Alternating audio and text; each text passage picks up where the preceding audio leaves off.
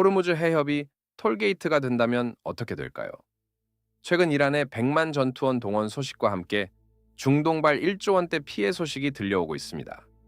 이 영상 끝까지 보시면 한국 경제와 파병 결정이 왜 우리 삶을 직접 위협하는지 그 실체를 파악할 수 있습니다. 안녕하세요. 밀리터리 전략 분석가입니다. 최근 중동 정세가 심상치 않습니다. 트럼프의 공격 유예 10일 연장 소식은 과연 평화의 신호일까요? 아니면 폭풍 전야일까요? 최근 보도에 따르면 중동 미군 기지 피격 피해가 최소 1조 원에 달한다고 합니다. 병사들이 호텔을 전전하는 상황, 이것은 단순한 군사 분쟁을 넘어선 경제적 마비 신호입니다. 잠시 쉬어가는 퀴즈 하나 드릴게요. 전 세계 원유의 몇 퍼센트가 호르무즈 해협을 통해 운송될까요? 여러분의 의견을 댓글로 남겨주세요. 이란은 100만 전투원을 대비시키며 역사적 지옥을 경고했습니다. 단순히 숫자에 불과할까요? 아닙니다. 이는 미군의 지상전을 불가능하게 만드는 전술적 공포를 의미하죠. 이 상황에서 호르무즈 톨게이트라는 용어가 나왔습니다.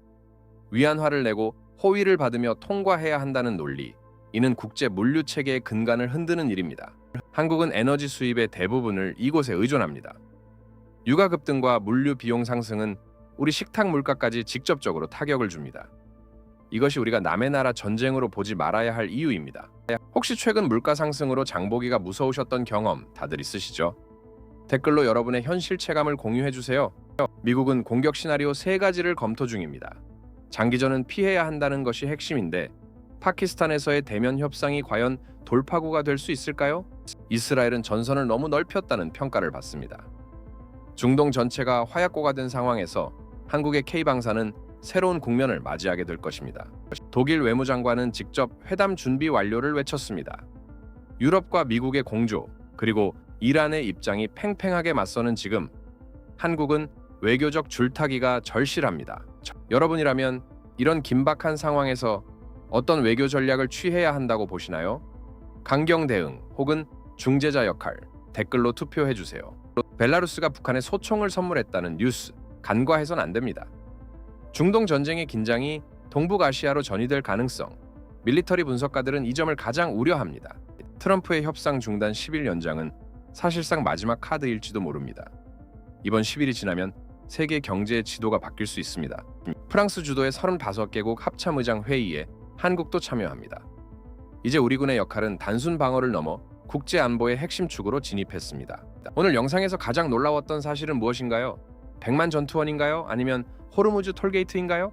데이터로 분석해 볼 때 유가 10% 상승은 한국 GDP에 심각한 하방 압력을 가합니다. 에너지 안보는 곧 국가 생존입니다. 이란의 지상전 대비 전략은 매우 정교합니다. 미군조차 쉽게 접근하지 못하는 역사적 지옥의 실체, 이것이 우리에게 주는 경고는 명확합니다. 트럼프의 협상 방식은 언제나 예측 불허입니다. 하지만 에너지 시설 공격 중단 연장은 우리에게 준비할 시간을 벌어준 것일 수도 있습니다. 여러분이 생각하는 최고의 위기 대응 방법은 무엇인가요? 댓글로 지혜를 나눠주세요.